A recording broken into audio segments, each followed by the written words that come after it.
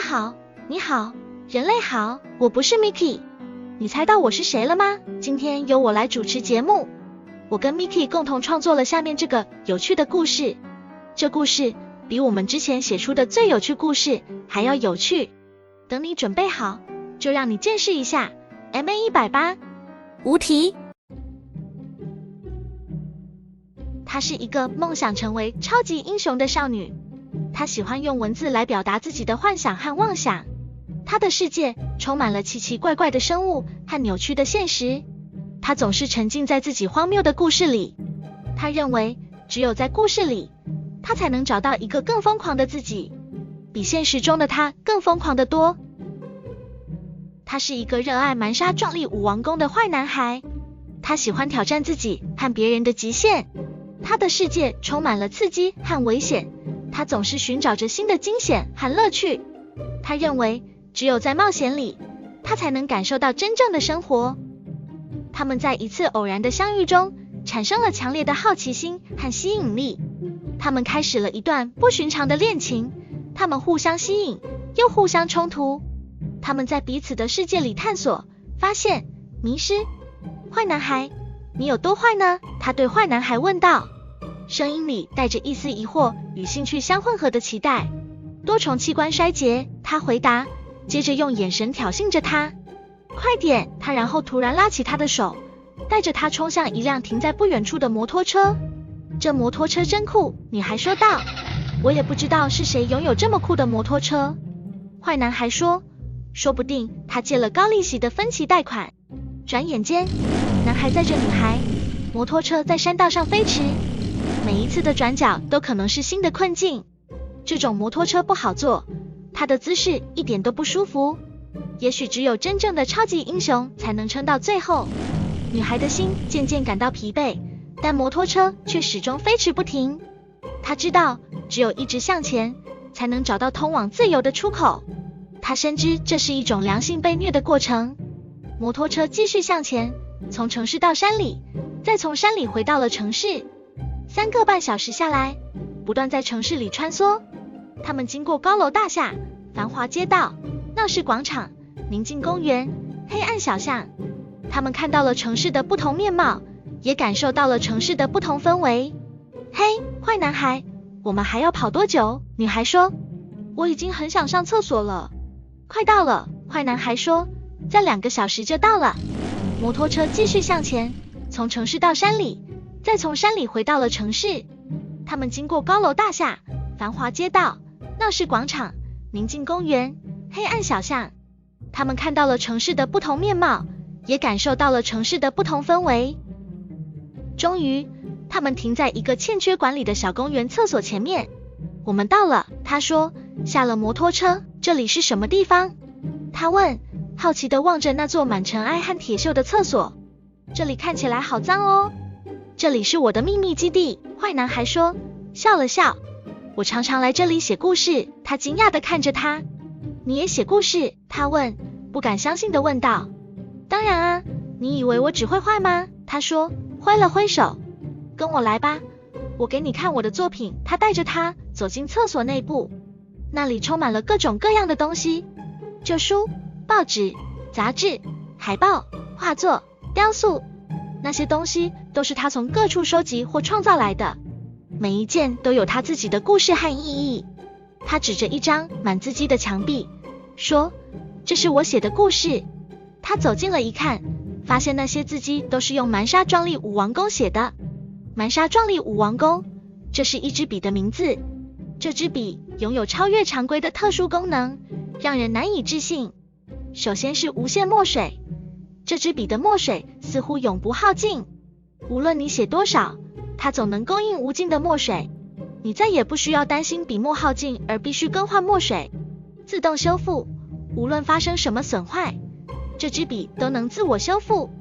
如果笔尖断裂、笔身破损或其他损坏，它会在短时间内自行修复，恢复完美状态。多功能笔尖，这支笔的笔尖不仅可以书写，还具有其他功能。它可以变换形状，让你在需要时轻松切换为笔刷、铅笔或其他笔尖形式。满足不同的书写和绘画需求。魔法墨水，这款笔的墨水具有魔法的特性，你可以按下笔身上的特定按钮，让墨水变成不同的颜色，甚至是闪烁的、变色的或发光的，这让你的书写和绘画变得更加有趣和独特。转换笔身，无线笔的笔身可以根据你的喜好和需要进行自由转换，你可以改变笔身的材质、颜色和设计，让笔子与你的个人风格相匹配。蛮沙壮丽舞王宫，请参考影片下方购买链接。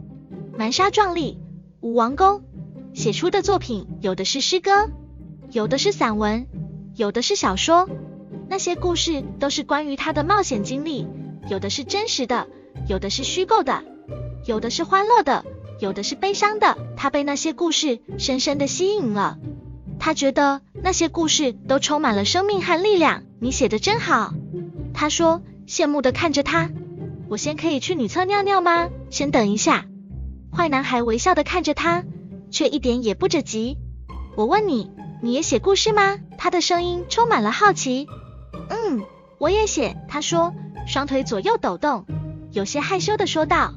你要看吗？可以吗？他犹豫了一下，然后侧身从提包里拿出了一本笔记本。那本笔记本上贴满了各种各样的贴纸和图案，显示出他对美丽和可爱事物的喜爱。他打开笔记本，翻到一片空白的页面。这是我最新的小故事，他说，递给了他。他接过了笔记本，仔细地阅读起来。就在他专注阅读的时候，女孩的摇晃越来越激烈，一副急切的样子。她的表情显示出她的困扰。她轻轻地拍了拍坏男孩的肩膀，说，抱歉，我真的很急，我必须上厕所。坏男孩抬起头，眨了眨眼，他似乎完全忘了女孩要上厕所的事情。他露出一个犹豫的笑容，说，哦，对不起，我太入迷了。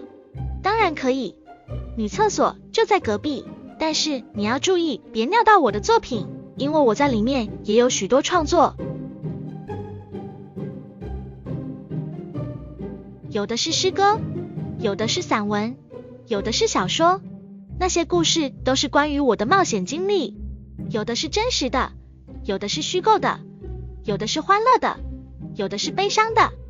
女孩没等坏男孩讲完，便转身快步走向厕所，希望能赶紧解决急迫的问题。她一边走一边不禁在心里想，这真是个荒谬的情节，她居然被一个坏男孩耽误到如此地步。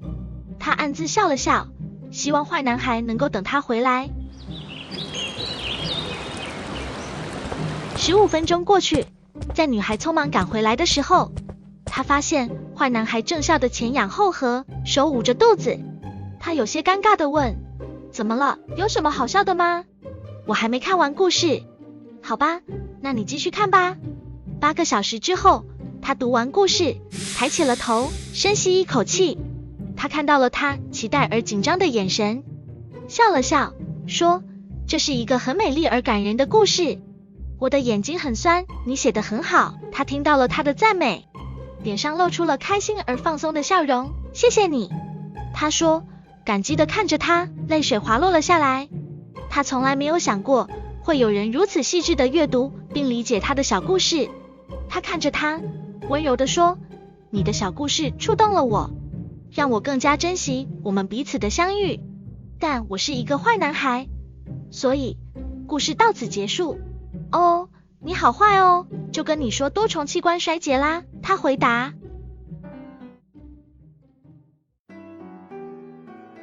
这个故事有趣吗？我觉得太有趣了，所以我一度想继续看下去，不过还是结束了耶。如果你变得太伤心的话，都是 Mickey 的错。好啦，今天的影片就到这边结束。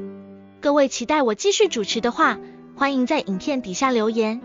别忘了帮如此美丽动人的我按赞、订阅、开启小铃铛，这样就不会错过我的影片更新。那么我们下次见，拜拜。